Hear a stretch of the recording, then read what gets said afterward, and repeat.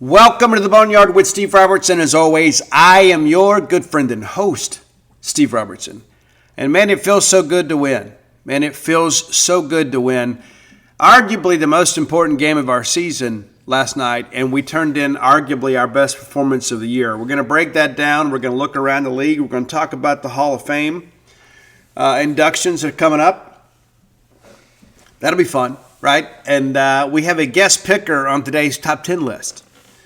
A little more information, kind of a personal connection between me and this individual. We'll get to that. And, yeah, you can hear it. I'm still kind of working through whatever all this is. But so we may have to pause every now and again. But, yeah, we'll get the show done. And I wanted to make sure we got it done in time for all of you that are driving to Starkville for the weekend. And I told, like Robbie Falk and some guys last night, I said, man, if we win Friday, we got a chance to have another 15,000 type crowd on Saturday. Going to be a huge crowd anyway. But if we're having the opportunity to go for a sweep on Saturday, I think a lot of people on the fence will get off the fence and get in the car and come to Starkville. Be smart about how you buy your tickets. I know everybody wants chair backs. Be careful out there in the Facebook groups and things of that nature. Buy from people you know or buy from a reputable third-party vendor like StubHub or SeatGeek. That way you get guarantees. But, yeah, big win for Mississippi State. We were the only game in town in the SEC last night, so not a lot to recap from last night other than our game, but we'll get to that right away. Let's thank our friends at Bulldog Burger Company, longtime sponsors of the show. We love Bulldog Burger Company, and we have loved them since the very beginning. Once they opened that establishment, we went broke bread there. And it's become a regular part of our lives. If you ask your kids, hey, we're on the way, where would you like to eat? They're going to say Bulldog Burger Company. Don't deny them the joys of life. It's one of the fine delicacies we afford ourselves is putting our feet under the Bulldog Burger Company tables and allowing their great staff to serve us, nourish us, and entertain us. Yeah, 3 great locations to serve you: University Drive in Stark Vegas, Gloucester Street there in Tupelo, Lake Harbor Drive in the Ridge and Flowwood area. Have the spring rolls as your appetizer. They'll make you and everybody around you better looking. Try one of those new smash burgers.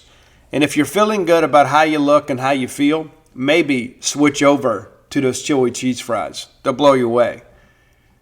And get that chocolate shake to go. You can ride that ride home with a smile. Bulldog Burger Company, the place where people go to meet. M-E-A-T. All right, in some of our pregame discussion over at Gene's page, we had a lot of people that said, hey, Auburn's best guy is going on Thursday. I didn't respond. I didn't agree. I don't think Jake Marciano is Auburn's best guy, and I didn't think it was a good matchup, especially with him essentially going on 5 days rest. But, when you break it down, it's actually 4 days of actual rest. He has been good at times. But, man, he's only won like one ball game in the last month. I wasn't worried about him, but I was glad to see State jump on it. The reality of it is on paper, it looked like it was going to be a pitcher's duel. And the Bulldogs kind of changed the complexion of this game fairly early. Let's kind of check it out for those of you that missed. Tomas Valenkas was outstanding. And, the one thing that I would say, like if I was his coach, I'd like him to be a little more pitch efficient. We do run the pitch count up a little bit. We get a ton of strikeouts, and you love the strikeout, but we have some guys that spoil pitches and kind of run that pitch count up. That's the one thing I think between this year and next year we want to be better at. Pitch efficiency. Plenty of strikeouts last night. Leadoff hitter McCrane had a tough night against Bulldog pitching. He goes down looking. And then Guevara, who's been outstanding for Auburn all year, flies out to right. Fralick strikes out looking. So 1-2-3 inning for Tico. And it looked like that was going to be the case for Marciano. He gets Fry to go down looking. The only fastball he threw in that count was on 1-2. And then Ace swings over 3 changeups. And if you're Auburn, after the series that Ace had last year on the Plains, you're going to make somebody besides Ace Reese beat you. And last night, that proved to be the case. But Ace goes down swings at 3 changeups. And then we talk a little bit about effort, right? never giving up, having grit, some blue-collar appeal. Blake Bevis hits a ground ball to short that is largely routine. And the shortstop stayed back on it. That's a lesson for you young kids. You have to go get the baseball, right? Baseball, at its core, is designed at nearly a perfect game, right? I mean, what I mean by that is, how many times do you see close plays at first base? Well, it's almost every time, right? It's 90 feet to the bag. You don't see a lot of guys out by 25 feet, right? And so over the course of the history of baseball, they have refined the game to make it extremely competitive. So on this particular play, you got Blake busting it down the line. And how many players do you know in your life that would hit a routine ball to short and just kind of dogged it down the line? But instead, Blake humps it down the line, and because the shortstop stays back on it, and then pats the glove probably 2 times too long, Blake beats it out. Well, that extends the inning. And what's interesting, too, this comes on 0-2. I mean, they're a pitch away from 1, 2, 3 inning where him striking out the side. But instead, because of Blake Bevis's effort, the inning is extended. Now, Noah Sullivan didn't have a good weekend against Texas. And he's kind of been like that, right? He'll have good weekend here, bad weekend there. And a lot of that's because he's a guy that's going to draw a lot of attention. But on a 2-2 count, Sully singles into left. That extends the inning further. Jacob Parker, this is a lefty-lefty matchup. And Marciano is all over the place. So they walk Parker, and they get to Bryce Chance. After the mound visit, he takes a strike and then sits changeup. And I wrote that in my pitching preview. What I would do, number one, he's a little bit tender, okay, on short rest. He's not a bigger guy anyway. Probably weighs about $170. And so he's going to be careful with the fastball. So I would suggest sitting soft, especially with a guy that's probably not going to go through the order, but maybe once, possibly twice. I'm going to sit soft early. I'm going to make him come to me. I'm going to make him be a pitcher and not just sit back and dictate terms to me. Veteran at bat here by Bryce. He gets the changeup and he hammers that thing to left, and it's a grand slam. We went basically 3 months of the season without Bryce Chance hitting a home run, and now he's hit 2. In the last 3 games, all of them responsible for a 4 spot. So when you've got a pitcher's duel on paper and you throw up a 4 spot in the first inning, you feel really good about that. And then Valinkas singles to the left side to kind of extend the inning, and then Maluski goes down. So 8 Bulldogs come to the plate in the first inning. Could not have really asked for a better start.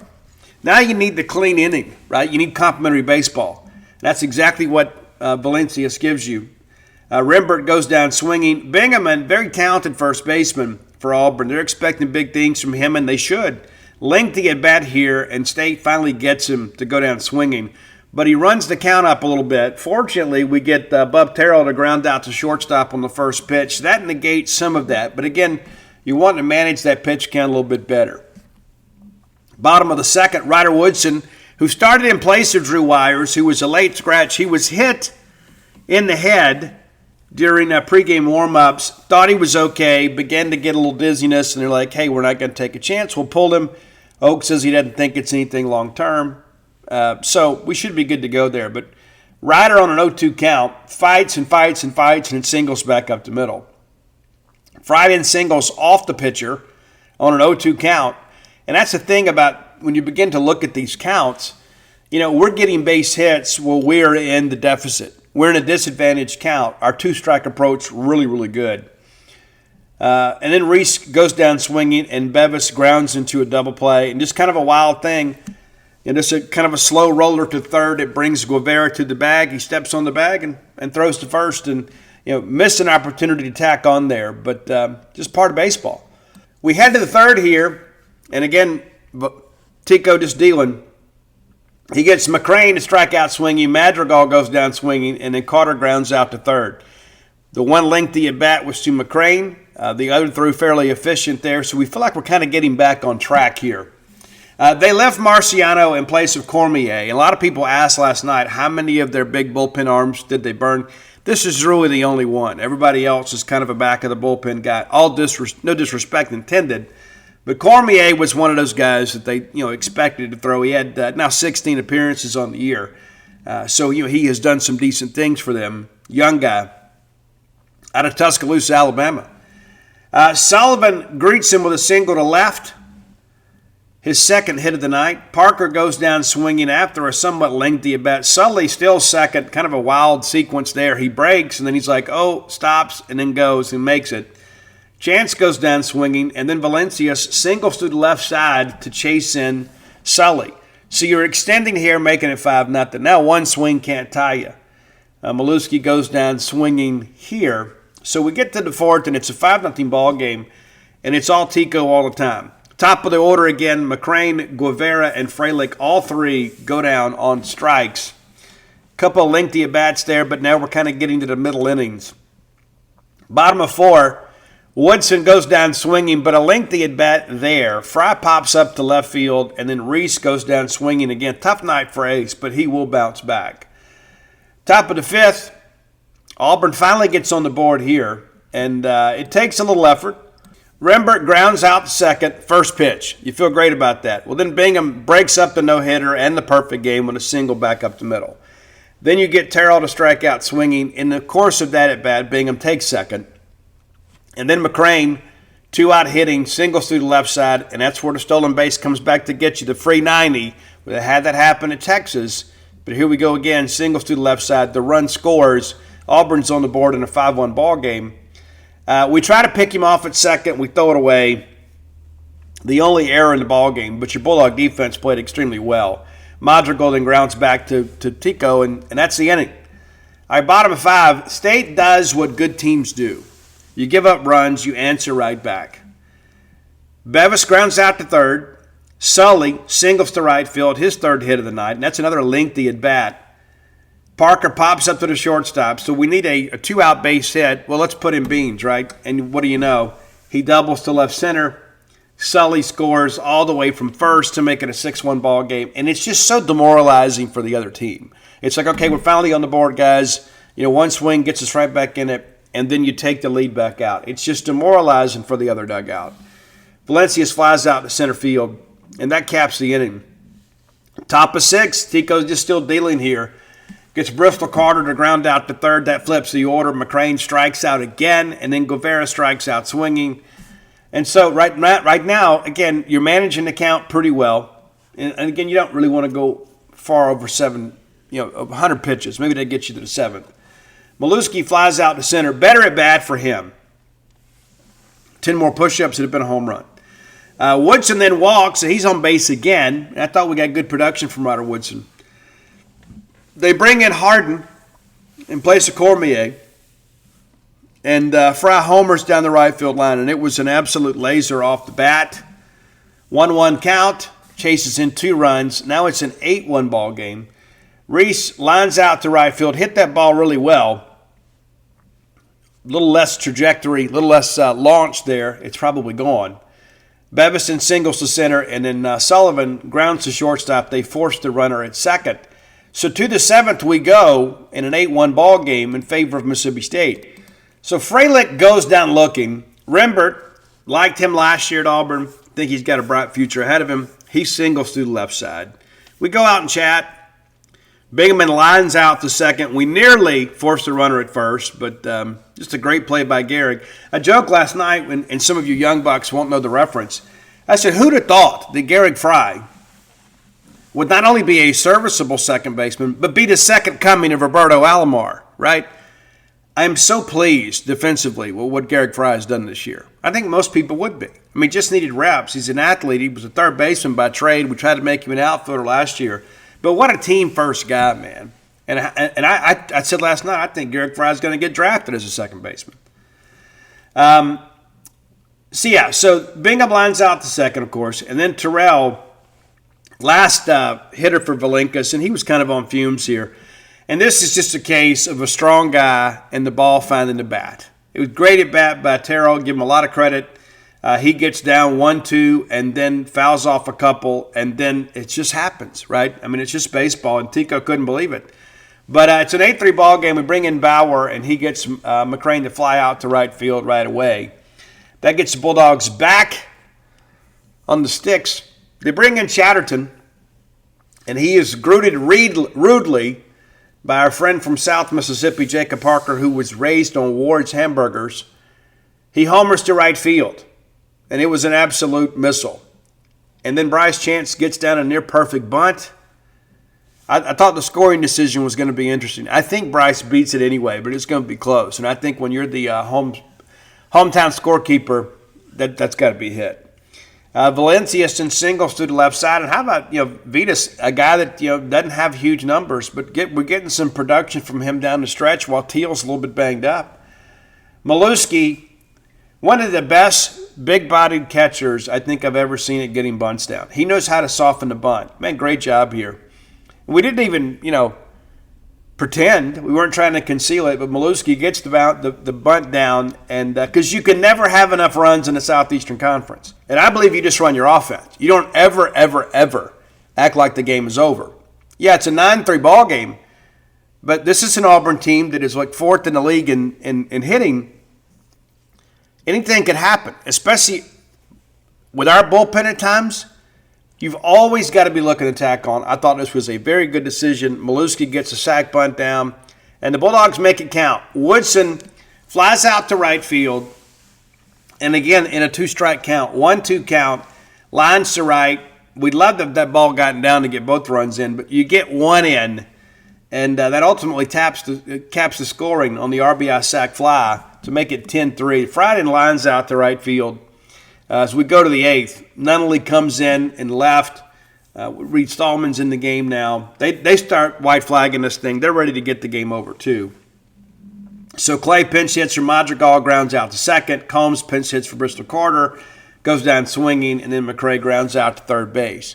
I'm sure he was happy to just put ball in play. Bottom of 8, Reese singles to the right side. Stallman then flies out to center, hit that ball really well, got a little bit under it, but hit it well. He's seeing the baseball well. Sully goes down swinging. Parker's been hit by the pitch. Chance grounds to third. They force a runner at second. So we go to the 9th, and Jack Bauer, very efficient in what he did, gets a ground out from Guevara, who is arguably the best hitter at Auburn. Freilich strikes out swinging. Rembert flies out to center field. That's ball game 10-3. Kind of go back and look at the numbers here. A lot of people say, why would we burn Bauer? I don't think we burned Bauer. Guys, he threw 17 pitches. Got 7 outs on 17 pitches. That's absolutely ridiculous efficiency. We talked about that's one thing we want to see Tico do a better job of, pitch efficiency. So it's clearly in us. But that's the Jack Bauer thing, too. They know they're going to get the fastball, so they're kind of trying to cheat to it. And it's tough. But, man, what a great job by Tomas Valenkas. Short of somebody, throwing a no-hitter, he's a good candidate for your SEC Pitcher of the Week because of the stakes of this game and the quality of the Auburn club and the fact that he struck out 13 and didn't walk any. Guys, when we don't walk people, we're tough to beat. We didn't hit anybody. We didn't walk anybody. This episode is brought to you by BetterHelp. May is Mental Health Awareness Month, and on this show, we absolutely believe in taking care of our mental health. The month of May is a reminder that whatever you're going through, you don't have to go through it alone. I tell you guys all the time, everybody needs somebody they can tell everything to. Life's a journey. Some days are good. Some days can feel overwhelming. Whatever's keeping you up at night, it's easy to feel like you may have to figure it all out by yourself. The truth of the matter is, no one has the corner of the market on good answers, and no journey should have to be taken alone. Having someone with you to listen, to understand, and support you can make all the difference in the world. Guys, I've had so many challenges in life, right? Guys, 2022 was a difficult year on me, and I relied on people that I trusted. And that's a network of people that I built up over decades. But the reality of it is maybe you feel a little alone with whatever you're dealing with. That's where BetterHelp comes in.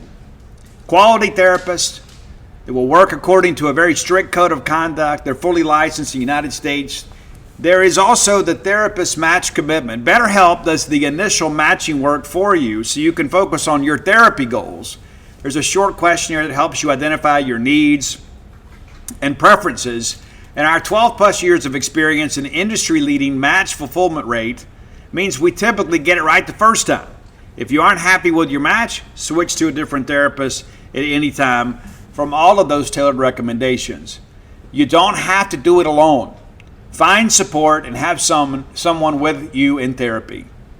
Sign up and get 10% off BetterHelp.com. That's BetterHelp, HELP.com.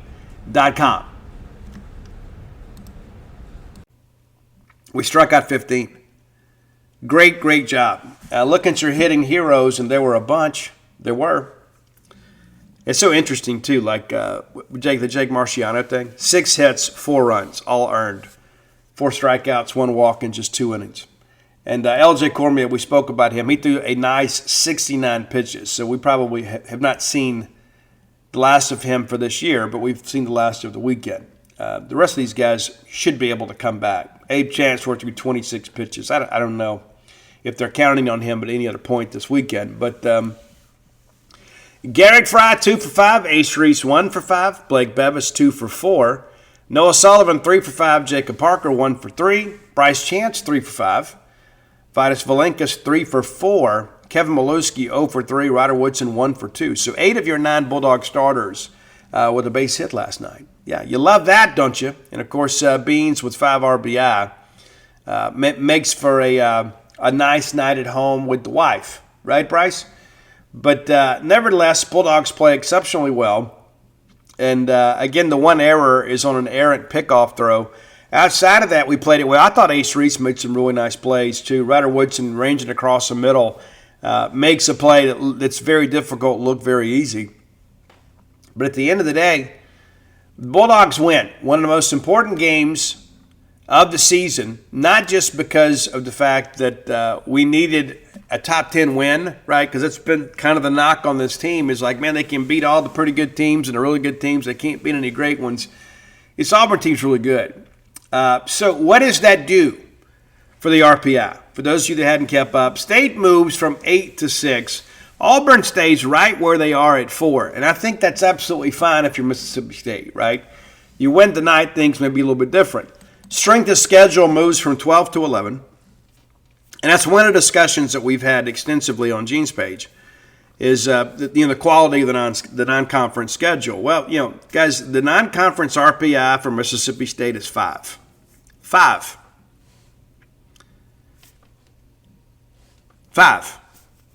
And so it just there's not an argument to be made. And you can say, well, I don't know why we play some certain schools.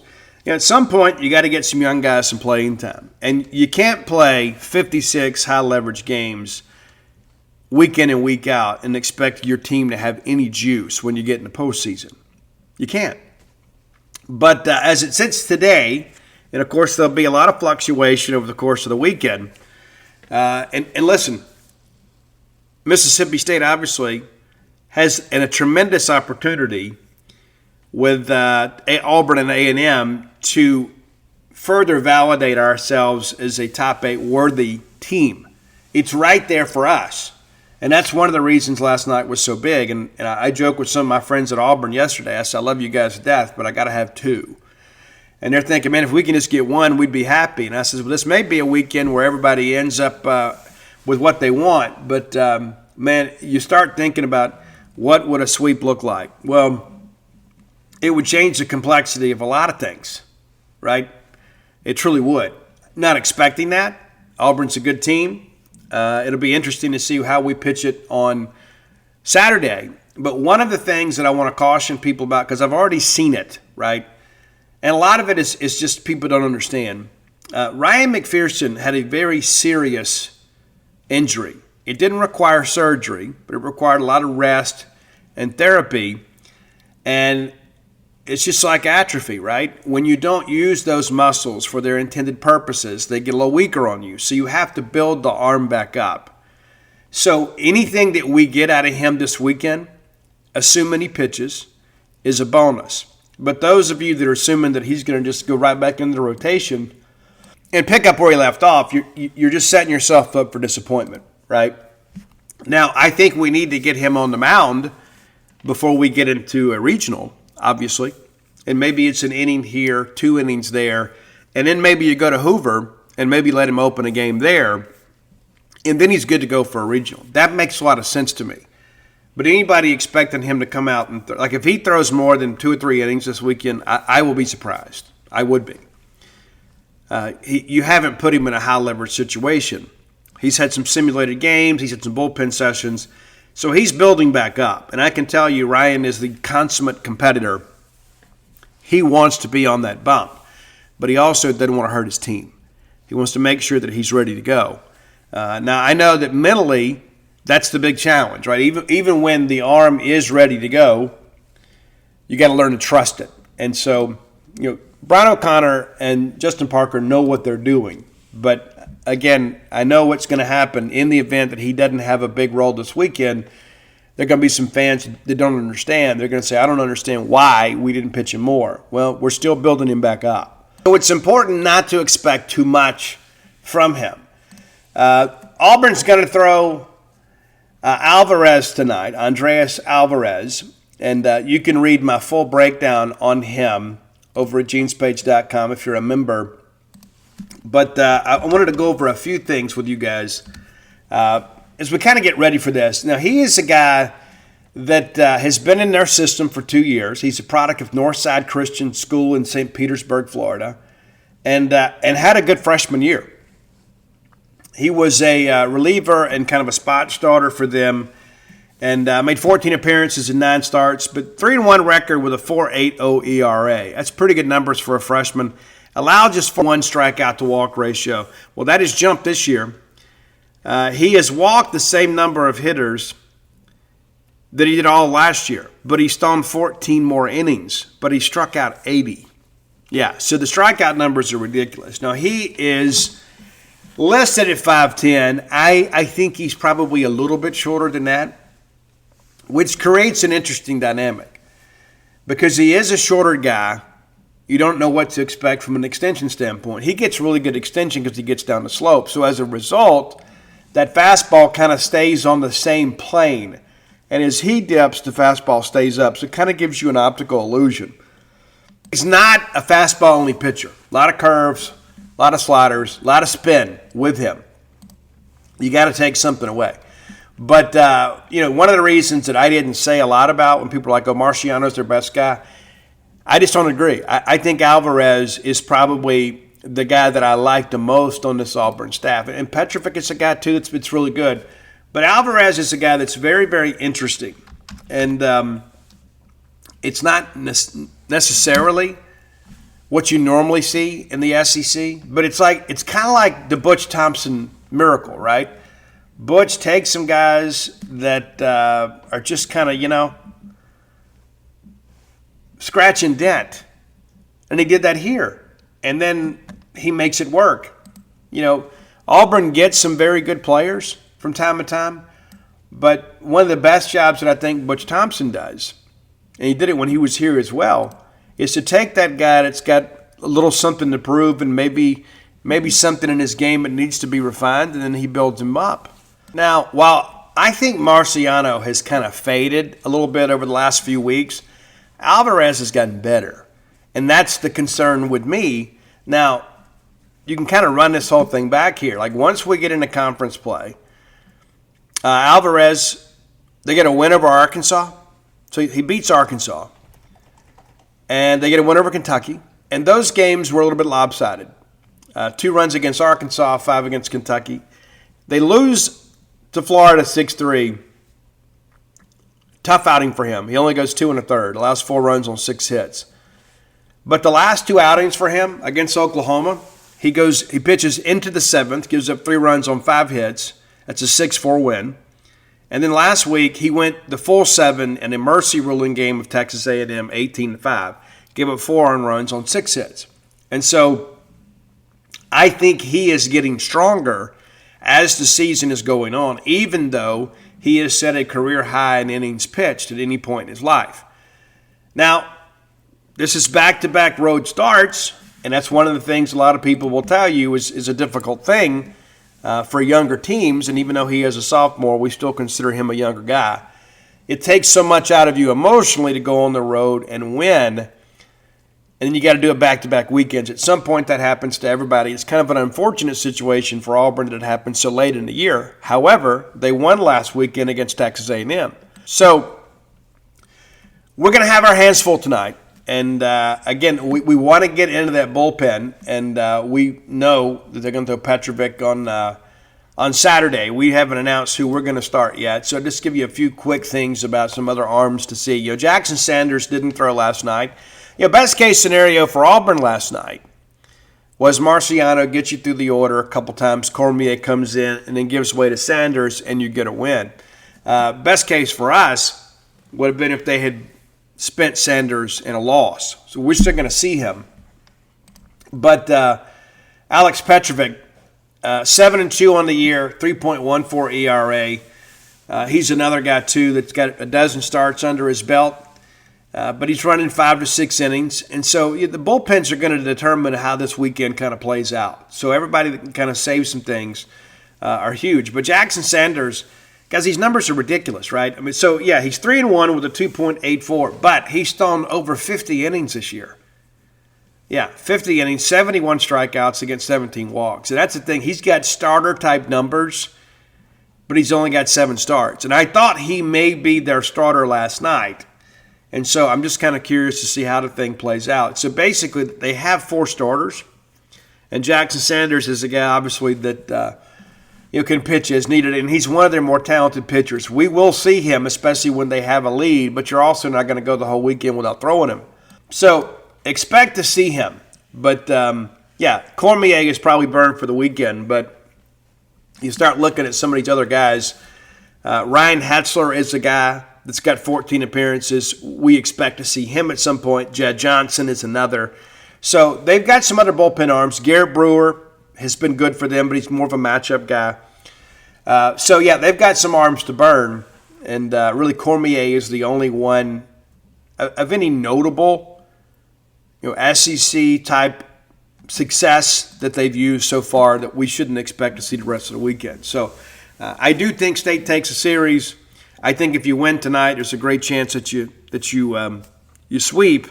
But, man, that Sunday game, as we know, you never know how those things are going to go. I think it's so important for State to win tonight and then figure it out on Sunday. But you've gotten one, which gets you to 15 wins.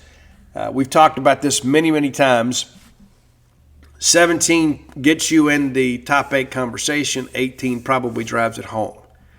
And now here you are with 5 games left to play, and if you can go 3-5 in those 5 ball games, I think you have locked up a top 8 national seed. Partially because of how well you play, but also, too, that you're going to close it out and kind of clear traffic for yourself against some teams that have played exceptionally well this year, but are also in contention for the same thing. All right, time for today's Top 10 list, brought to you by closewithblair.com. That's C-L-O-S-E with Blair, B-L-A-I-R.com. His phone number, 601-500-2344. 601-500-2344. Call or text him directly. That's not a call center or a receptionist. That's his personal cell number. Yeah, that's his personal cell number. And go ahead and save it in your phone as mortgage guy, because you may forget the name, you won't forget the need. And when it's time to buy a home or refinance a home, you've already got a mortgage loan originator in your phone. Yeah, it's a life hack for you. Get his 25 years of expertise and know-how working for you. Several of our Boneyard listeners have closed loans with Blair and given us rave reviews. Yeah. So, licensed to practice in multiple states. Knows all the ins and outs of underwriting. He knows how to construct loans to give you the best chance of approval. So when life throws you a curveball, rather than stress about it more than you have to, let Blair do some of the heavy lifting for you. He can make the dream of home ownership come true for you when so many others can't. So whether it's your first home, your next home, your retirement home, or perhaps that game day condo, which may prove to be more affordable than you think, the only name to know is Blair Chandler at closewithblair.com. Okay. I got a text this morning as we're working through our day to prepare. And Ian Robertson the star employee at Bulldog Burger Company in Starkville, also my younger son, hit me up. And he had an idea. He goes, hey, have you done top 10 solo songs by the Beatles, like all their separate stuff? I was like, no, but it's a good idea. What are your favorites? I'll do it today. He goes, I'll have you a list in an hour. Well, he had me a list in about 15 minutes. And so he goes, this is probably my top 10, but make it known that my preference of Beatles is George, John, Paul, and Ringo. Now, there is some validity to what Ian says. Now, he did not grow up with the Beatles playing routinely on the radio. But back in February, and I don't know if this is on Spotify. I think it's Spotify. But anyway, Ian Robertson was the number one listener of the Beatles on the Mississippi State University campus. I think that Spotify, whatever one of these things that like tracks your listens, number one. So he is speaking with the voice of young authority. So I'm going to give you Ian Robertson, my youngest son, who will be a senior at Mississippi State next year, and then probably going to get his master's somewhere else. He wants to have a different experience, and like everybody else, he's working through these Canvas issues, this Canvas crisis. If you haven't heard, some people hacked Canvas, which is very much a part of the college experience, and finals have been a little bit delayed for a lot of people. But anyway, Ian wanted to contribute to the show and to contribute to your experience, so here we go. And again, reminder, his preference of Beatles is George, John, Paul, and Ringo. Okay? Now, I didn't go through and parse this list. This is his list, okay? Number 10 is It Don't Come Easy from Ringo Starr. That's number 10. Number 9, I believe, is actually a cover, but since this is an unsolicited list from my youngest son, we're going to allow it. The video is incredible. Got My Mind Set on You from George Harrison at number 9. Number 8, and again, you got to be a fan to appreciate this one. It's Uncle Albert, Admiral Halsey from Paul McCartney. And number 7, not technically a solo song. It's after Paul McCartney left the Beatles and created Wings with his wife Linda McCartney. They put together a great track that ultimately became part of a James Bond lexicon and eventually covered by Guns N' Roses as part of the Use Your Illusion albums. It's Live and Let Die. And I think the orchestral part on this is just next level.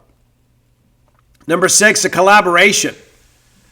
Some of you have gone out and seen the Michael Jackson movie. Jacob Bain went and saw it.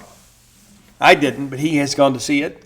But my favorite Paul McCartney and Michael Jackson collaboration is Say, Say, Say. However, Ian chose to go with The Girl Is Mine with Michael Jackson and Paul McCartney. I don't know. I know Paul sang backup on it. I don't know all the ins and outs of it, but it's his list. We're going to respect that. Number 5, which would have been number 1 for me.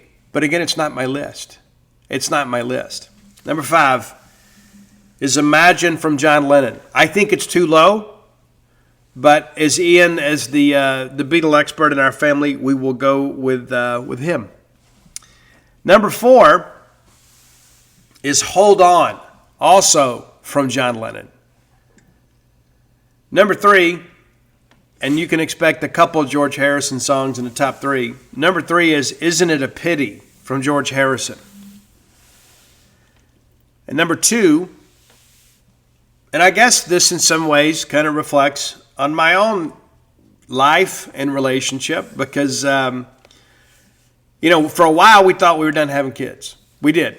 And we initially said we wanted to have 4. We want to have a big family, we wanted to have 4.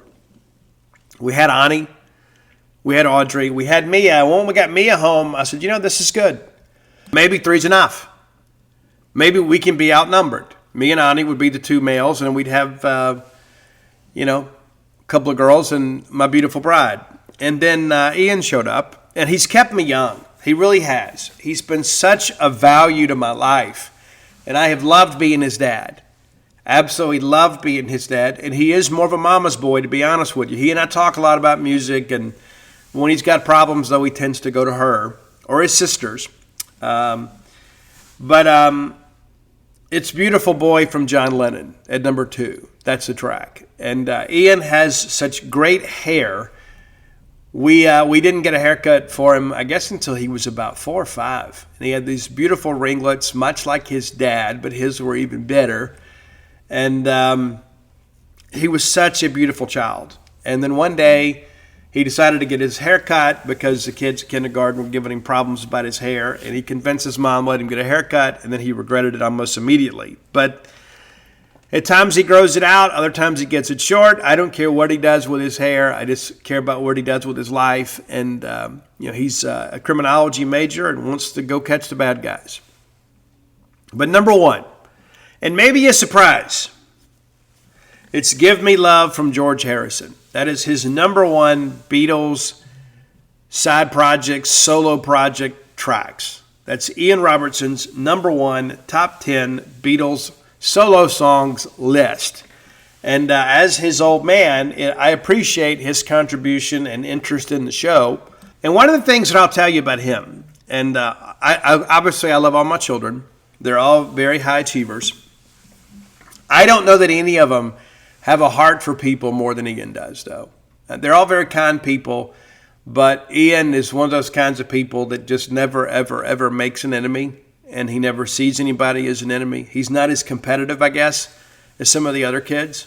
And, with competition sometimes comes contempt. And Ian just wants everybody to have a good time and have a good life. I mean, he is very, very, very much a live and let live person, even more so than I am. And that's one of the things that I've always tried to teach my children is, live your life the best you can and do as much as you can to help other people. But don't condemn people for how they live because they may value different things in your life. And Ian kind of got that lesson, but I also think it's in his nature. He's just one of those kinds of people that just brings kindness and sunshine everywhere he goes. Ani is much different, right? Everybody loves Ani, but you want Ani on your team because he will find a way to win. You want Ian on your team for different reasons because he's such a great teammate, and he's not going to be that overly aggressive, overly competitive type person. But yeah, it's super cool. And again, the Beatles is his own thing, right? And I got a friend of mine that the Beatles is his favorite band beyond all possible options. And he loves the fact that Ian has become a big Beatles guy. And he's like, I got to send Ian my playlist, got to give him my thoughts on this. And, I loved it. My children love music, and how could they not growing up in this household? But that was an unsolicited suggestion today that kind of saved me a little time and effort. And so it's interesting that young people love the Beatles. And I really think in many respects, because Ian and Audrey and I used to have our little movie club, sometimes Mia would go with us, but more times than not, it was just the 3 of us before Audrey left town and moved to Florida. And I took them to see Yesterday. And I believe that is one of the things that really, really excited Ian about the Beatles, because the music from that show obviously are all cover songs of the Beatles. And I think because of that story, and you find out how people love the Beatles, I think it stirred up something in him. He's like, I got to dip a little deeper into this. And sometimes he'll hit me up with a Bee Gees song, Fleetwood Mac song, and it makes me proud because those are the classics, right? And so we may bring him back every once in a while when he has an idea. And some of his friends are so funny, they'll listen to the show and they'll go tell him, your dad did your Beatles list, right?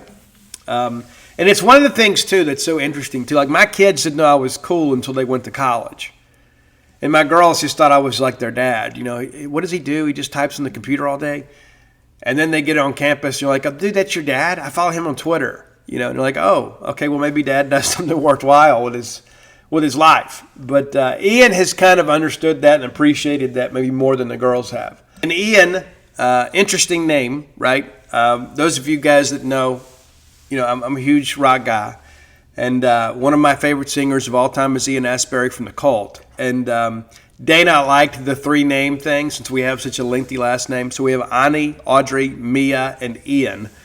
And so we were going to name him Ian Hunter. That was the plan. And then my wife's grandfather, John Johnson, who grew up on the reservation at Philadelphia, he was abandoned as a child and taken in, raised on a reservation.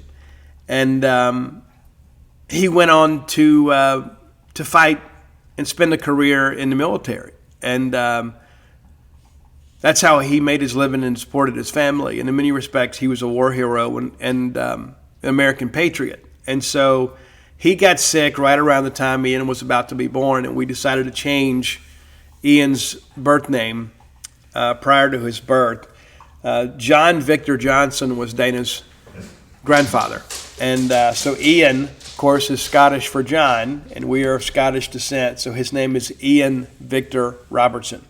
And he is proud to have that name, a name of such distinguished heritage within his family. So next time you're at Bulldog Burger Company, ask to sit in the Ian section. We'd appreciate that. And he'll give you quality service, and you'll get to know him a little bit. But he's a great young man, and we're awfully proud of him. And I thank Ian for the suggestion today. If you have ideas for the top 10 list, reach out, let us know. Best way to do that is to hit up Roy Samanti, my friend, on X at Dogmatic67. That's DAWGMATIC 67. You can find our great list on Spotify under that same handle. And what do you know? You might be Roy's biggest listener of the year. Who knows?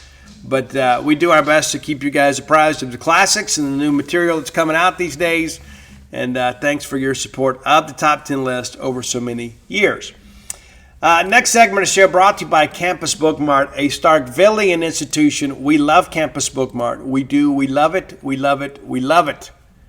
And why do we love it? Well, one of the reasons we love it for the reasons we do is because they have the things we want. When it's gift buying time in your life, don't overthink it.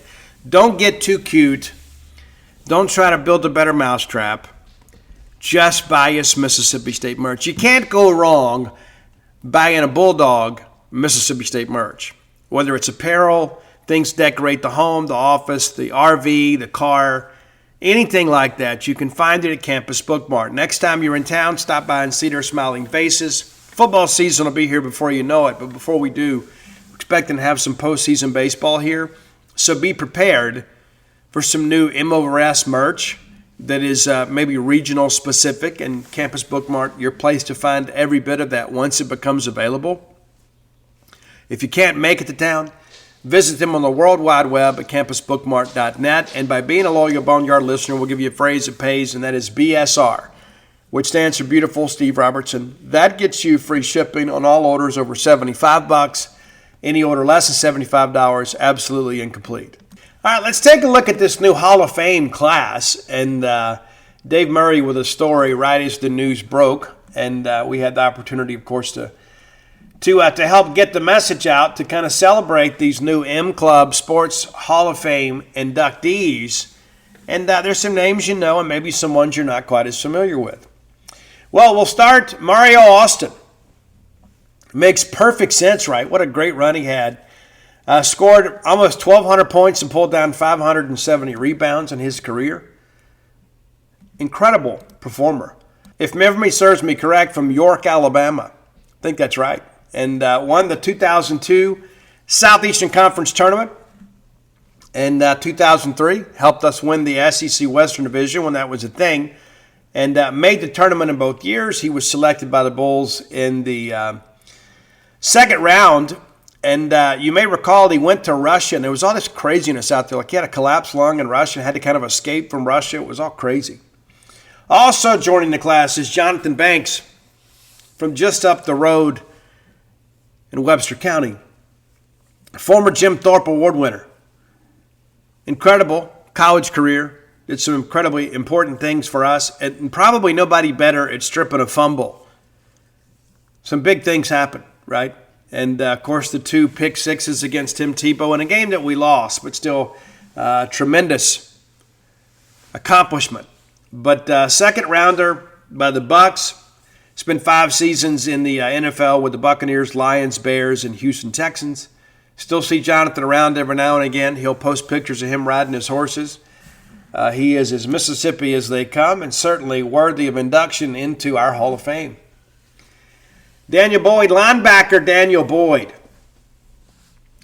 And for you young bucks, you don't understand how important Daniel Boyd was to us. Mike Backer in the early Jackie Sherrill era, all SEC player 91 and 92, and was just part of some defenses that just took no prisoners and made no apologies for it. In 1992, he had 128 tackles. Finished a career with 339, also an academic All-American. Tremendous player, and another guy, it's a no-brainer. Another no-brainer, Fletcher Cox, may be one of our best opportunities to get into the Pro Football Hall of Fame. It's the pride of Yazoo City, Mississippi, Fletcher Cox. 3-year letter winner at State, absolutely dominant performer. He was an All-American in 2011 and made the All-SEC freshman team. And just everywhere we went, he was in the middle of big things. Really in the early years of the Dan Mullen era, really kind of setting the stage for what we were going to accomplish. And declared early for the draft, was a 12th overall pick by the Philadelphia Eagles. He spent 12 years all with the Eagles and won a Super Bowl back in 2018. And there was a time that Fletcher Cox was considered the best defensive tackle in all of professional football. And he is a young guy that's made us proud, and it's hard to call him a young guy now when he's about to go into the Hall of Fame, but man, what a tremendous career. And then there's Kingston, pardon me. One of the best golfers in Mississippi State history, won 6 individual tournament titles as a Bulldog, second only to Julia Lopez Ramirez. She was an All-American, All-SEC, 3 times. Yeah, makes absolute perfect sense. And then she eventually served as the head golf coach for a few years too. And there's Ted Milton, Ted Yard Dog Milton. In the Ron Paulk Ring of Honor, was on one of our best teams ever in 1970, and it was on our first ever College World Series team in 1971. Also made a tremendous career as a high school coach around this state. Everybody knows Yard Dog Milton within South Mississippi coaching circles. But a tremendous player and a tremendous man, and so glad to call him a friend. I've been able to document his story in books, and it's so nice to see him be recognized. In 4 years, he had 311, 23 dingers, 18 doubles, 14 triples, and drove in 96 runs. He scored 102 runs. He was an All-American. He was drafted twice by the Cardinals in 72 and then the Angels in 73. Tremendous man, tremendous Bulldog. I know I'm going to mess this name up, so please forgive me. But Conshingi Sorrell Howard, women's basketball, one of the best players in program history. She was first-team All-SEC selection in her 2 years at Starkville. Averaged nearly 21 points a game over her career. In 2 years, nearly 1,300 points. That's the 15th most in state history. Her 20.8 career points per game is second only to LaToya Thomas. Still mentioned extensively throughout the Mississippi State record book. Amy York Strickland goes in for volleyball. A star for 4 years from 89 to 92. All-SEC, Academic All-American, SEC Female Scholar Athlete of the Year. At the end of her career, she stood in the top 5 in state history in career attack attempts, digs, blocks, and assists, and remains in the top 10 in multiple categories in Mississippi State program history. So a very distinguished class going in this year. Largely football heavy, but at the same time, too, guys like Ted Milton, Mario Austin, Fletcher, really all of them are very deserving. But, some names of recent memory that have had some success at the college and the professional level, getting their due.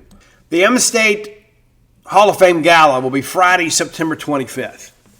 That's the day before our home game against Missouri.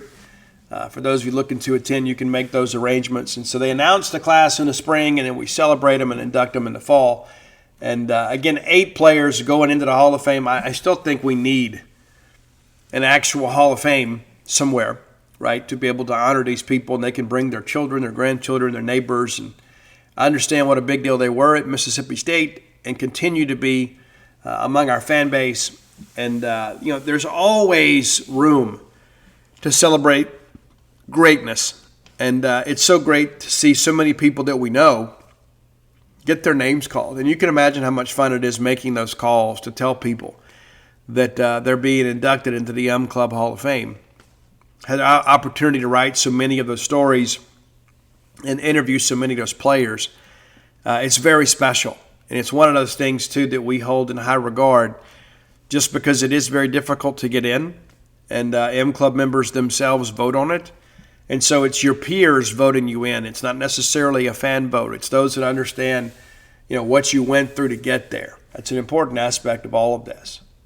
Congratulations to all the new inductees. We look forward to seeing you in maroon and white this fall. And again, you never know who's going into the Ring of Honor, who's going into the Hall of Fame. But it's always so wonderful when we recognize our former student athletes for their contributions to Mississippi State athletics. All right, final segment of the show is going to kind of be a potpourri segment. Got a lot to kind of talk about and cover here. We'll do a little bit of baseball preview too, but we're going to talk really more about kind of where things stand as we push toward the NCAA tournament. This segment of the show is brought to you by the Stark Vegas Clubhouse, the best place to stay in the Golden Triangle, bar none, especially when you're bringing a large group to town, and you should. Google the Stark Vegas Clubhouse. When you do, their Facebook page pops up for you. You can peruse the amenities available to you and your guests, the full-service kitchen, the wet bar, the back porch area, the fire pit area, plenty of parking. That didn't make the pictures, but you can trust me on this. It's the old renovated country club out past the Highlands, just 5 minutes away from the Mississippi State campus. You can do your tailgating right there. Super cool, man. Super convenient. Just off 182. Just mosey on up, get on the highway, next thing you know, you're on campus. And so if it's a ball game weekend for you, you can get to and from your accommodations very quickly. It's open 365 days a year. When you Google the Stark Vegas Clubhouse, some booking options are going to pop up. It's Airbnb, VRBO, and then, of course, the Evolve website. If you want to save some money, book through the Evolve website, promo code BSR10. That gets you 10% off your stay. BSR10, the number 10, gets you 10% off. We stayed there for New Year's at 25, had a blast, can't wait to do it again. Make some memories with the people you love the most, and that's exactly what you're going to get when you stay at the Stark Vegas Clubhouse. It's so nice to have everybody under one roof rather than scattered all over the county, or even the Golden Triangle. If you got a work group, a friend group, a family group, this is the route for you, the Stark Vegas Clubhouse. All right, we broke some news earlier today.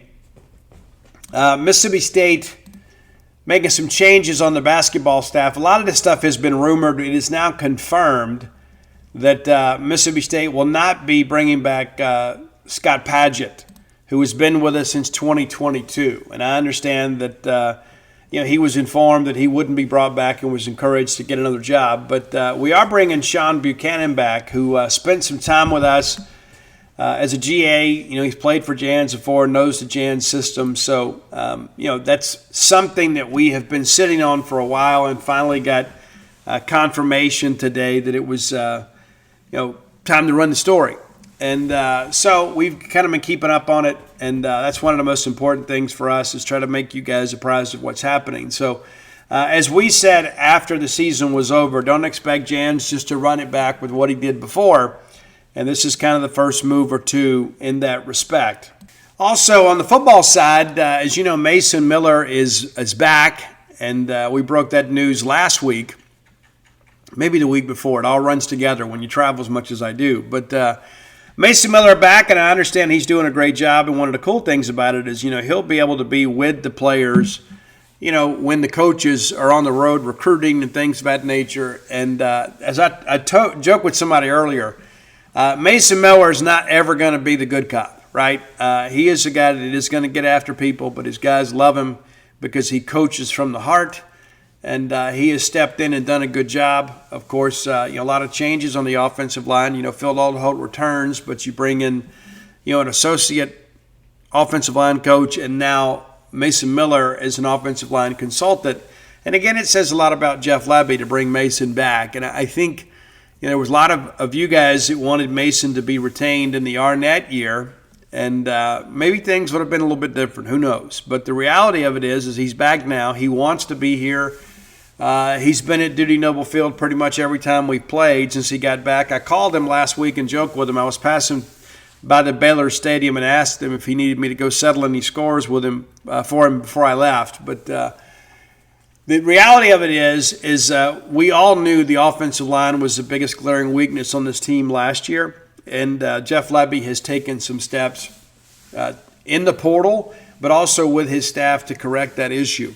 I think that says volumes about Lebby, that he's not oblivious to what's going on. I mean, obviously, he's a former offensive lineman. He knows what it's supposed to look like. And now he has taken some steps to ensure that it looks the way that it should. That's an important aspect of this. Men's tennis hosting a super regional against Georgia. I don't know if you guys have kept up with that. Big match tomorrow. Obviously, huge opportunity for Mississippi State. Is they are the 6th seed in this thing, and we'll host Georgia. And obviously, it's a team that we know. We beat them 4-2 in Starkville back on March the 8th. So just 2 months ago, we had the opportunity to compete with them. And so it should be a good situation for Mississippi State. State obviously gets to the first round against Tennessee Tech. They get Wisconsin 4-0, and now the Super. So you win this thing, and all of a sudden, some big things could happen for you. And the NCAA Team Championships, ironically, will take place in Athens, Georgia, next weekend. So you beat Georgia, then you head to Georgia. Kind of funny how that works. On the softball side of things, the ladies will find out on Sunday if they made the NCAA tournament, and we expect them to make it. Just about everybody in the SEC does. But 38-18 overall, 9-15 record in the conference, 10-10 away from News Park, and 8-1 on neutral fields. Of course, the ladies beat Kentucky in the SEC tournament and then are eliminated by Arkansas back on May 6th. So we just kind of wait now. We'll find out on Sunday. So that's just something to kind of keep you apprised of as we get ready to kind of move forward. Let's take a quick look at the baseball schedule. We touched on some of this on Wednesday's show, but I thought, hey, let's take a quick look back, and then we'll look at what it means RPI-wise for us as we prepare for another huge night. And again, I expect a huge crowd tonight. I'm sure you guys do as well. But Saturday could be a great one. It's the only game left that's guaranteed tonight and tomorrow. But Oklahoma is at Arkansas. And what's interesting, too, about these two, because at this point you have to look at everything through the lens of postseason. Oklahoma is 19 in the RPI, which is big, right? And, what's so interesting to me about Arkansas is, we talked about this earlier in the year, that they had the most favorable schedule in the Southeastern Conference, and they have not taken advantage of it, which makes that series loss up there sting so much. But they're 29th in the RPI. So I don't think either of these teams can catch us. I don't know that Oklahoma can play their way into a hosting opportunity unless they just get red hot. They're 12-12 with 6 games to play. Now, if they swept the rest of the regular season, then yeah, it's a different conversation. I just don't expect that to happen. But since we don't play Oklahoma, we need Arkansas to win some games to make those losses look a little bit better. So I think your rooting interest here is Arkansas. But also of note, Arkansas is 13-11. So we don't want them to be, they're on our heels. We're 15-10, and they're a game and a half behind us because they hadn't played yet. But we want them to win games, but not enough games that they catch us because they hold the tiebreaker against us. We really want that 4 seed or better in the SEC tournament. So your rooting interest in this game is Arkansas, but we want to split, right? 2-1. Arkansas to take it. We want Arkansas to remain behind us in the standings but improve their RPI. Alabama and South Carolina, well, this is an obvious one since we don't play Alabama, and Alabama is ahead of us in the RPI by 1 spot. Now, again, Alabama is kind of like Auburn, where they benefited from a great year in state, non-conference wise.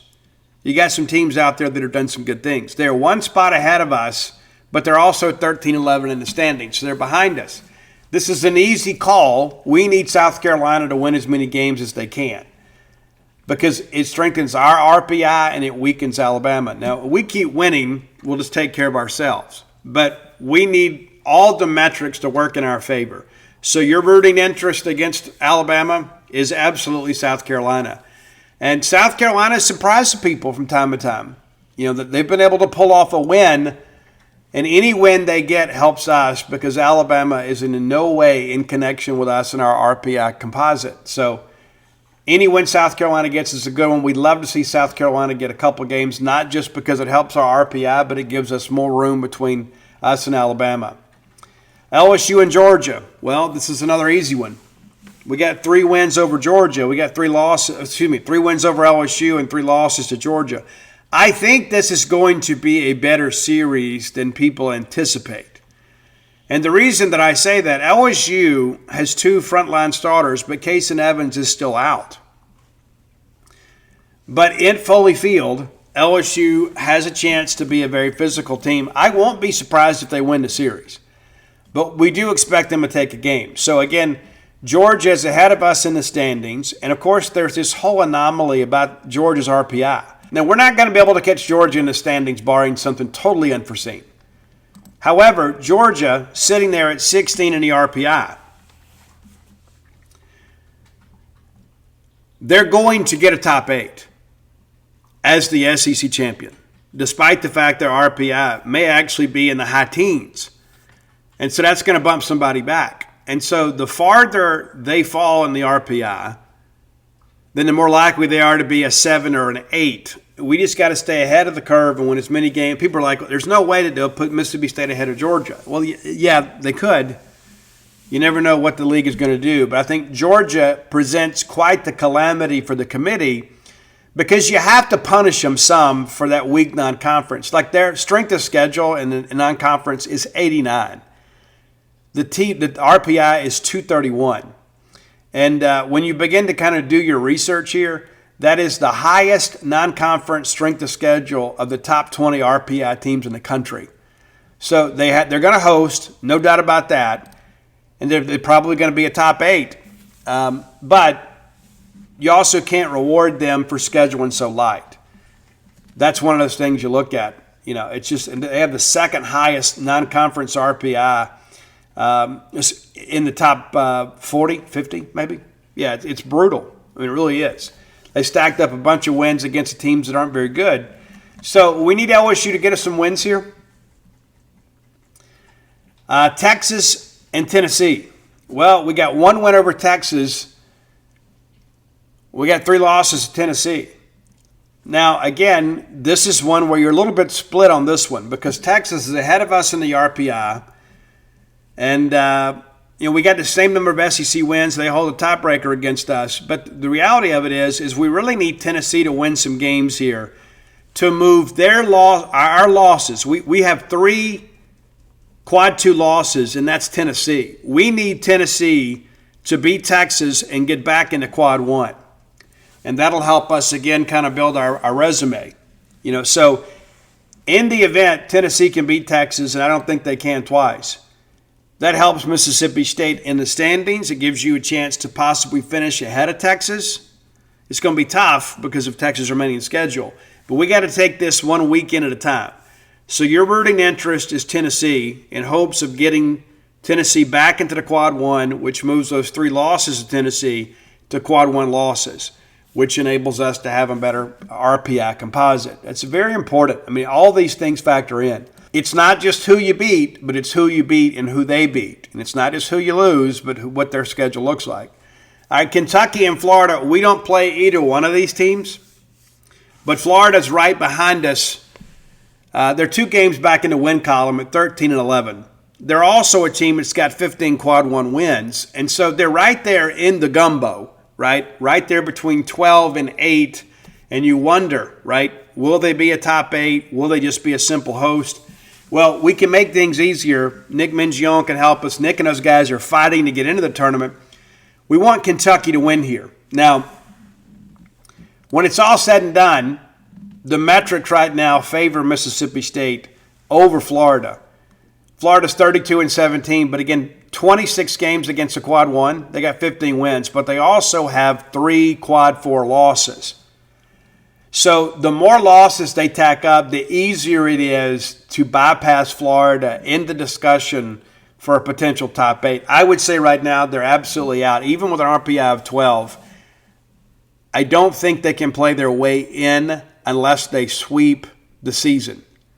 I think that's what has to happen for them. I think the metrics work against them. And so we want Kentucky, even though it doesn't impact our RPI, we need Kentucky to win this series. It's going to be tough to do, but that's your rooting interest. Then there's Texas A&M against Ole Miss. Well, we have 4 wins over Ole Miss. We play Texas A&M next weekend. Well, this is an easy one, if you ask me, because of the fact A&M is now behind State in the RPI, but ahead of us in the standings. Ole Miss is 12-12. And so even if they sweep this weekend, they would be at best even with us. Like if we lose out, let's say we go 15-12 after the weekend's over, they sweep, they're 15-12, and we hold the tiebreaker. So there's no loss there for us. But Ole Miss taking the series against Ole Miss helps Mississippi State potentially have a higher finish in the conference. Because again, right now we're 15-10, they're 15-8. So that gives us a chance to go to Texas A&M and win the series and potentially finish second or third in the conference. So yeah, you're pulling for Ole Miss this weekend. Or to make you guys feel better, you're pulling against Texas A&M. And again, A&M behind State in the RPI, but ahead of us in the standings. Ole Miss behind us in the RPI and well behind us in the standings, but a team that's capable of doing some things. And weird things happen at Swayze. Vanderbilt's at Missouri. We got 3 wins over Vandy. We didn't play Missouri. That's an easy take for us. We want Vanderbilt to win the series. That also would give Vanderbilt 13 league wins and give them an opportunity to play their way into the tournament next weekend. Yeah, it's an important aspect of this. And, of course, you guys know about Auburn and Mississippi State. But, once we beat teams, at that point we have to start rooting for those teams to go win some games, even though it may be a little bit uncomfortable for us. That's just kind of how the game works. And then kind of looking ahead to next weekend,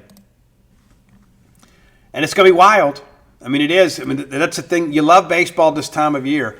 And that's really what you want, right, is to be playing meaningful baseball late in May. So next weekend, Arkansas visits Kentucky.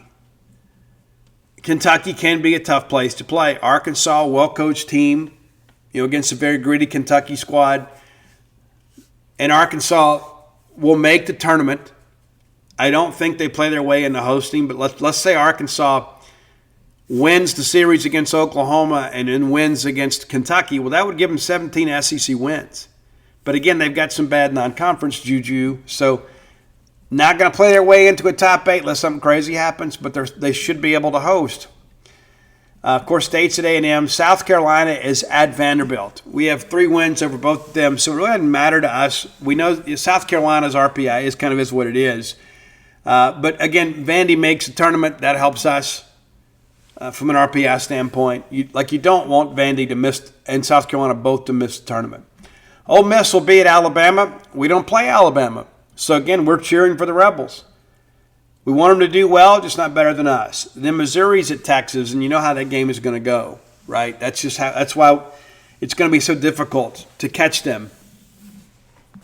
But, again, maybe Tennessee could surprise them. Missouri's not going to. Florida is at OSU. So, again, postseason baseball makes for uncomfortable bedfellows. We don't play Florida, so we'll be pulling for LSU. We really would like for LSU to get hot down the stretch here because they're going to play some teams that are similarly situated with us that could shake up the RPI. And again, LSU is still trying to make it. And it's a crazy situation. They're 9-15. They probably got to get 5 wins, maybe 4, and then make a run in the tournament.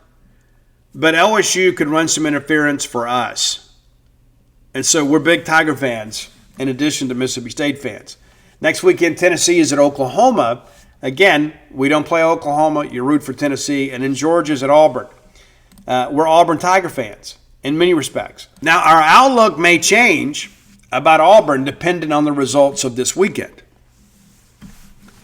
If Auburn beats us, then we got to switch our allegiance for Georgia because we want to stay ahead of Auburn in the SEC standings. And so that's, again, we'll review all that next week. But we're all doing this scoreboard watching stuff. And, again, you're looking at standings, and conference finish still matters. Still matters. And you can't do anything about Texas. I mean, you just simply can't. So you got to put your eyes on A&M. We've touched on that before.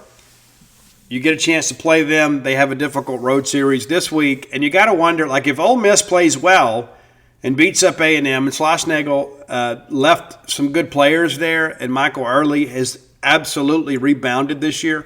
I remember leaving Hoover last year. It was going to that press conference, dude. It was like a funeral. You just felt like that A&M was going to can them. They have responded, but how will they respond if they have a tough weekend in Oxford? And if Mississippi State wins this series against Auburn, we go in with a lot of juice. So it'll be a great atmosphere. But again, that's kind of where we target ourselves. The higher you finish, the better off you looked before the committee. So again, I don't think we're going to catch Texas, barring something unforeseen. But you could catch A&M. And then that ultimately could give you the third-place finish in the 16-team league that is the number one RPI team conference in the country. So I wanted to go over that with you. But there's some other things to kind of watch, too, kind of around college baseball. As I mentioned, USC kind of leapfrogged over us a little bit for a little while yesterday because they is that right? Somebody bumped over us and then fell. But I've had some discussions with people with knowledge of the process, and they kind of agree with me.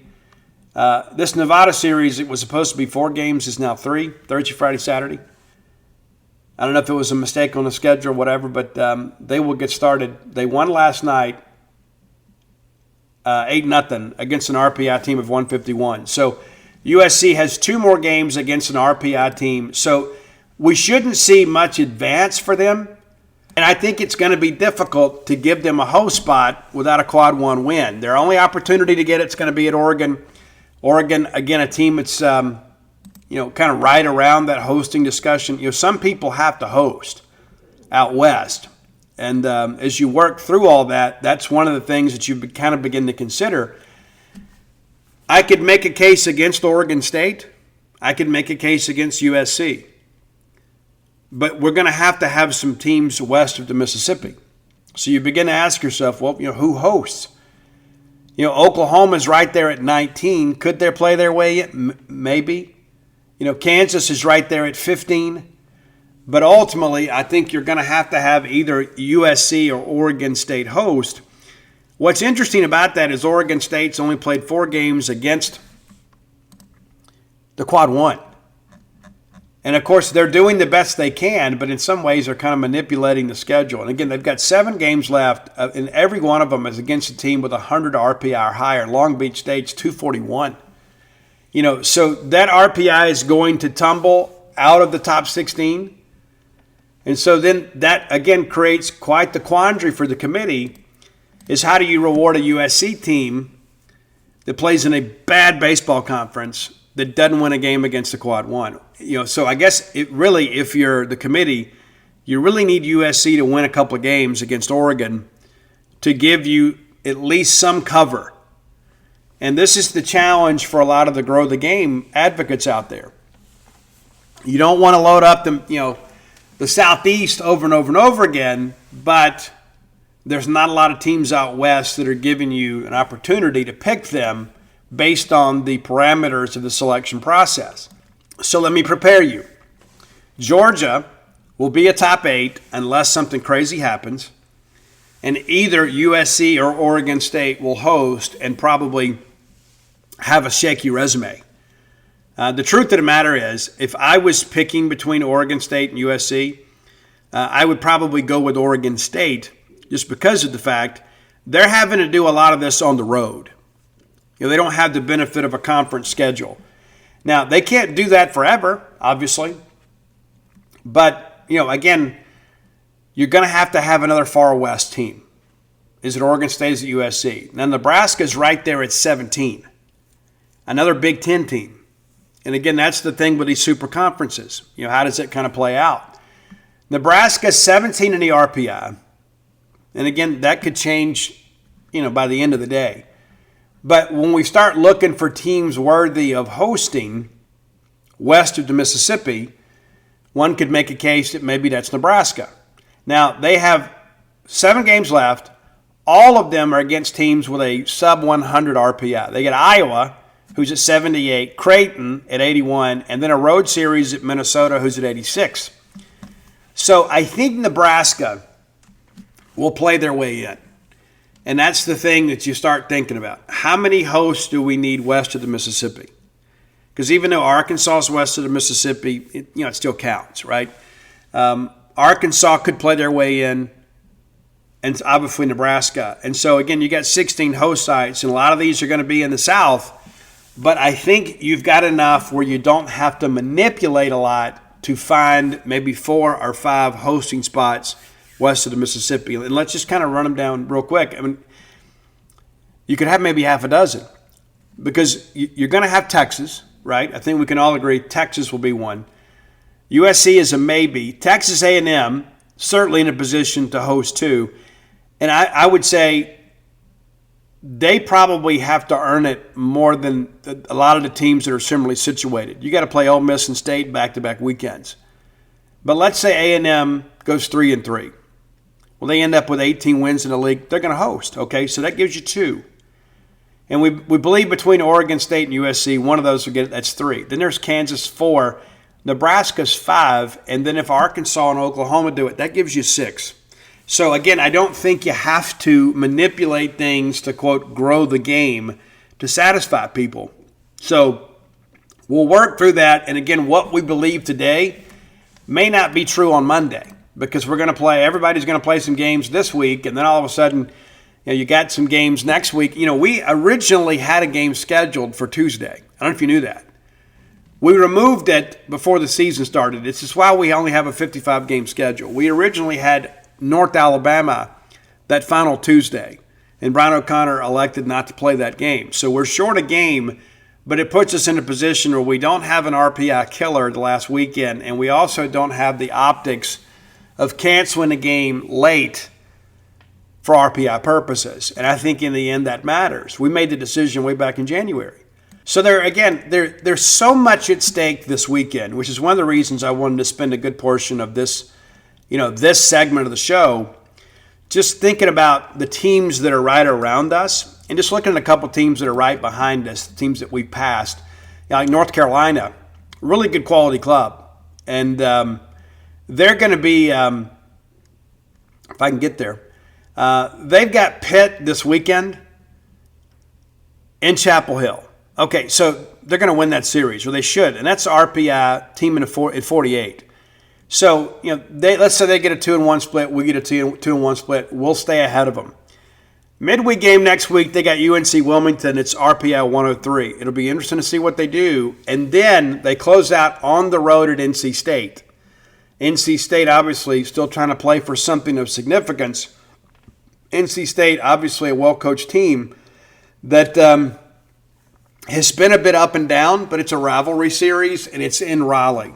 So that's something to kind of watch too as we get into the weekend of the next week. Again, you expect North Carolina to win this weekend, and the next weekend it's kind of up for grabs. And then there's Florida State. And a lot of people out there are kind of doubting Florida State. I think they're a really good team. I don't think they're great. I don't think they're elite. They're going to be at Clemson this weekend, and ordinarily you'd say, well, that'll be great. Well, Clemson's RPI is into 37, so that will help Florida State. And then they close out at home against Miami, who's 28 in the RPI. So some RPI climbing opportunities there for Florida State. They got to win games, though. And so when you start kind of considering they're playing for a top 8, Lincoln, those guys are still working hard for that. That's one of those teams that could have a huge swing one way or the other. And so ultimately, all these things matter and impact Mississippi State's postseason resume. And there's teams, we're going to root against a lot of teams. We want to root for upsets against everybody around us, just because of the fact that, we want to be in the best position we possibly can be.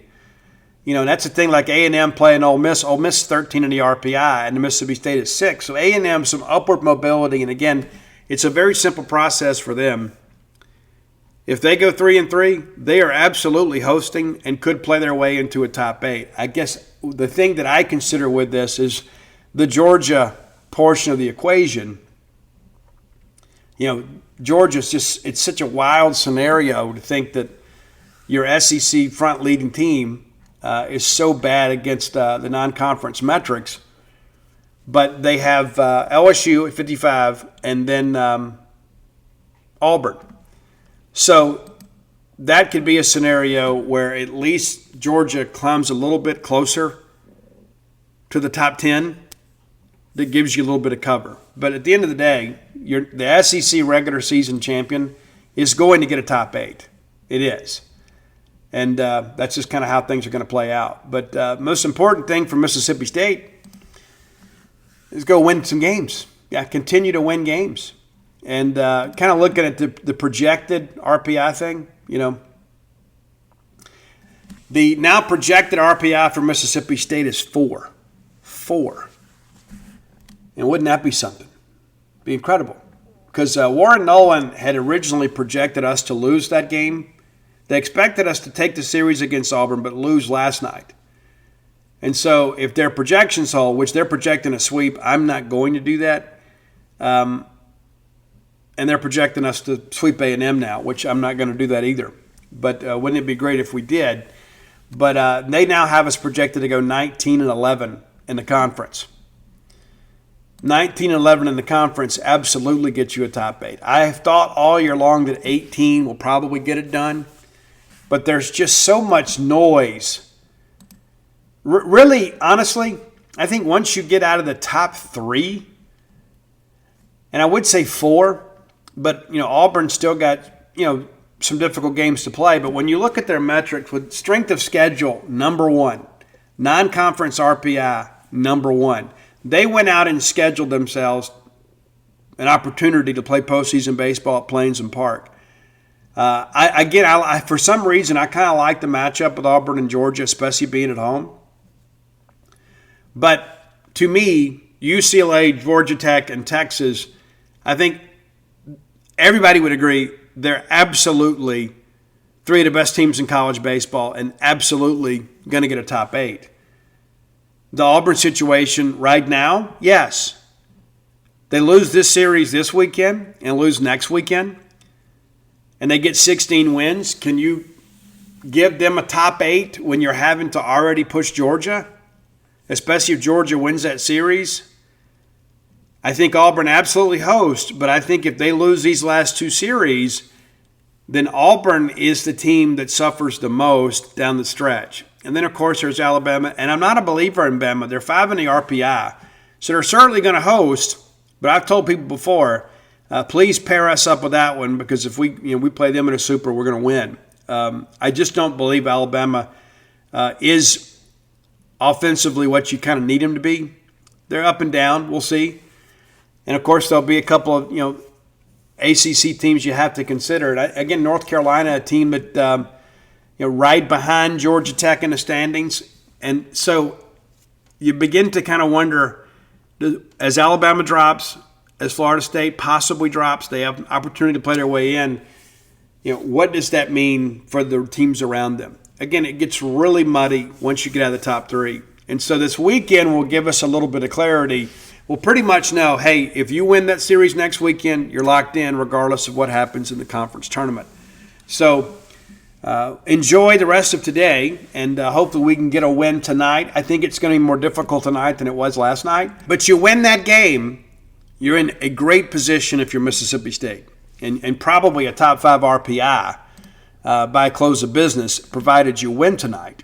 And already have 16 wins wrapped up with 14 to play within your league. And then all of a sudden you start thinking again about the winning 2 of the last 4 to finish with 18 or more, right? It is Mother's Day weekend, so even though that you guys are not my moms, and I didn't make any of you mothers, to all the moms that listen to the show, happy Mother's Day to you, and shout out to all those moms that are mothering somebody else's child too, right? Even if you don't have children of your own, if you're playing a central role and making a positive impact in the life of a child out there, no matter what age they are, thank you for your contributions to our society. Be sure to send your mom something, take her out to dinner, but absolutely make sure you call her. Don't just do a text, okay? She wants to hear your voice. She does. Let's not just all jump into group text and say Happy Mother's Day. Let's be sure we take care of our moms. And very, very happy to have the moms that I have had in my life. Obviously, my mom, Beth Kraut, lives in Columbia, Mississippi, and love her to death. She's the kindest person I've ever known. Always thinking of other people. Never gets